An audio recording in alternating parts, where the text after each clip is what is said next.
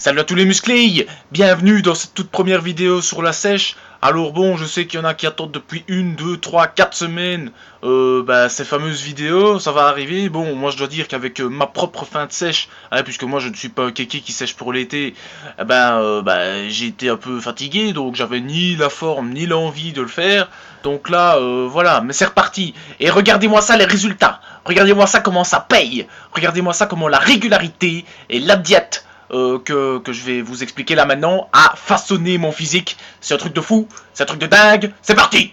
Alors vite, quelque chose que j'aimerais mettre au point, c'est parce qu'il y en a beaucoup qui m'ont demandé par message, que ce soit sur Facebook, YouTube et jeuxvideo.com, ma diète. Donc moi je vais la donner, il n'y a vraiment pas de souci là-dessus, j'ai rien à cacher. Par contre, je me demande un peu à quoi ça va vous servir, dans le sens où une diète ça doit être faite en fonction de son propre emploi du temps, de ses propres envies, de ses propres besoins, et pas commencer à copier chez le voisin ce qu'il fait. C'est comme l'entraînement.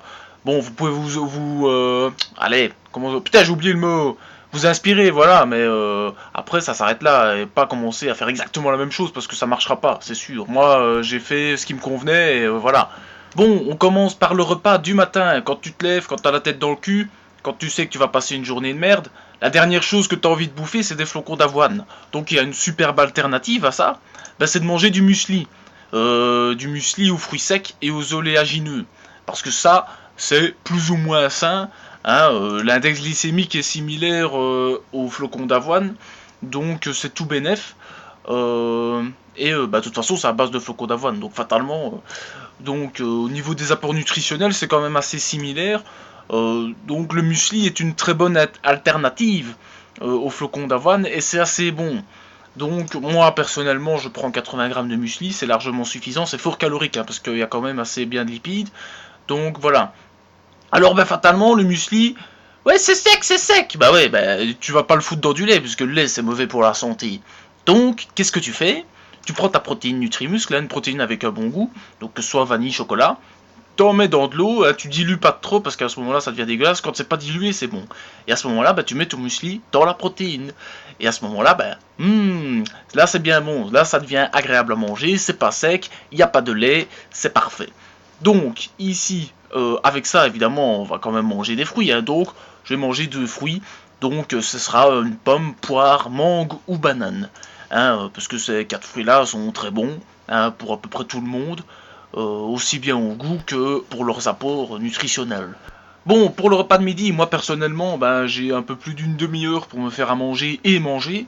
Donc c'est pas le moment de se commencer à se faire des belles petites assiettes, on n'est pas un master chef. Donc j'ai trouvé un truc pour mon emploi du temps. C'est peut-être pas le meilleur repas, il y en a qui vont me jeter des pierres et vont dire oh attention au gluten. Hein, mais bon, voilà, c'est pas grave. Donc moi il faut savoir qu'à midi je mange donc du pain complet, donc 3 tranches, avec du lard maigre. Alors c'est pas la meilleure source de glucides pour le pain complet, ce n'est pas la meilleure source de protéines pour le lard maigre.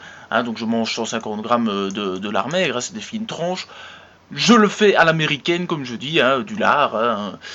C'est mon seul apport salé de la journée. Et il est nécessaire parce que t'en as, ils bannissent tout le sel de leur alimentation. Et puis finalement, ils se retrouvent en carence en sodium. Et qu'est-ce que tu fais quand t'es en carence en sodium? C'est exactement comme quand t'es au surplus, tu fais de la rétention de flotte. Alors ils disent putain, je mange pas de sel, je fais de la rétention. Ah bah ouais, t'en manges pas assez, connard. Donc voilà, il faut pas absolument le bannir. L'important c'est d'avoir un ratio potassium-sodium positif, c'est-à-dire d'apporter plus de potassium que de sodium. C'est exactement comme le ratio oméga 3 et oméga 6, il faut apporter plus d'oméga 3 que d'oméga 6 pour bien faire. Et à partir de ce moment-là, il n'y a pas vraiment de souci, c'est un équilibre. Alors, repas du soir, repas qui en général se trouve pour moi après l'entraînement, puisque je ne suis pas déscolarisé, donc c'est un repas où je me fais peu péter les calories, puisque c'est après l'entraînement, et c'est là le plus intéressant d'apporter le maximum de calories, puisque c'est là où l'anabolisme est à son maximum, à son summum, et voilà. Donc, alors au soir, moi j'ai décidé d'adopter une règle assez simple qui me permet de varier les sources de protéines, donc de varier les apports en acides aminés. Hein. Donc il faut savoir que donc par semaine, je mange 2 fois du poulet au soir, 2 fois du poisson et 2 fois de la viande rouge. Et le jour qui reste, c'est pour le cheat meal, donc le repas de merde, les protéines qui viennent un peu des anus et des restants d'animaux, mais bon, ça reste quand même des protéines, entre guillemets. Alors avec ça, évidemment il faut un bon apport en légumes, hein, puisque fatalement tu bouffes à crever de la viande, on va pas laisser s'acidifier tout ça, donc tu manges 500 à 600 grammes de légumes, voire même plus. Tous les légumes en dessous de 20 calories pour 100 grammes, tu peux faire péter à volonté. Éviter les légumineuses, bien que j'en prends une à deux fois semaine aussi, mais il faut voilà moins souvent que tout ce qui est tous les autres légumes. Et alors une à deux fois semaine, riz ou pâte complète ou patate douce.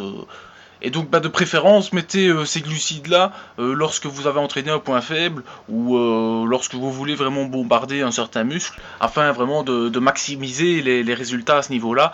Et voilà, donc après ce repas là, un petit fruit en dessert ça fait pas de mal. Donc là c'est pareil qu'au matin à midi, on varie, donc pommes, poires, mangue, bananes, le fameux quadrilleux, si je puis dire, de fruits agréables à manger et très nourrissants. Alors, dernier repas de la journée, donc la petite collation du soir, hein, pour bien faire 3-4 heures après le dernier repas. Donc là, ça va être 40 grammes de protéines, encore une fois, hein, en shaker, et un ou à deux fruits, c'est comme vous voulez, c'est mieux deux. Donc voilà, pommes, poires, mangue ou banane, on s'en fout. Alors, évidemment, certaines grosses tapettes vont vous dire: ouais, faut éviter les glucides le soir, sinon tu vas stocker. Mais tu lui dis d'aller bien se faire enculer à cette grosse tapette de merde, parce que de toute façon, tu ne stockes pas plus quand tu dors que quand tu es assis devant ton ordi à m'écouter là en ce moment, ou quand tu regardes la télé. C'est pareil, quasi le métabolisme. Et en plus, de toute façon, je te rappelle que tu t'es entraîné quelques heures avant et que tu as des stocks de glycogène intramusculaire à remplir avant évidemment de stocker au niveau du gras. Donc tu vas rien stocker du tout, sauf vraiment à moins d'exagérer, quoi. Mais ça, à ce moment-là, c'est à tous les moments de la journée. Quand tu exagères sur les glucides, tu stockes. Alors, j'enchaîne maintenant pour la diète de prise de masse. Ça va être très simple, hein, très court. Tu prends exactement la même diète que là maintenant, hein. Sauf que tu ajoutes des fruits un peu partout. Tu en ajoutes au repas, tu en ajoutes à 10 heures, à 4 heures avant, après l'entraînement, même la nuit quand tu te réveilles que tu as faim. Oh tiens, je vais manger une pomme. Ah tu la manges. T'ajoutes des fruits un peu partout. C'est ce que je fais à l'heure actuelle. Ça fait 5 jours que j'ai commencé maintenant, hein, et je peux vous dire que je pète déjà la forme. J'ai repris un volume de fou. Je suis étonné, franchement étonné positivement de ce nouveau mode de prise de masse. Je pense que ça va me permettre vraiment d'exploser, tant au niveau des gains musculaires que des perfs. Alors bon, j'avais déjà des bonnes perfs, sans me jeter des fleurs. Là, franchement, je vais exploser des records. Et bon voilà, en plus c'est bien, tu manges un peu partout, un peu tout le temps, un petit fruit, oh t'as faim, ah un fruit. Et je ne vois pas d'inconvénient à ça, pour faire une prise de masse en tout cas bien saine. Et voilà, voilà, c'était la diète de sèche, en tout cas que j'ai faite, et de prise de masse au passage, hein, puisque prise de masse c'est exactement la même chose. Et voilà.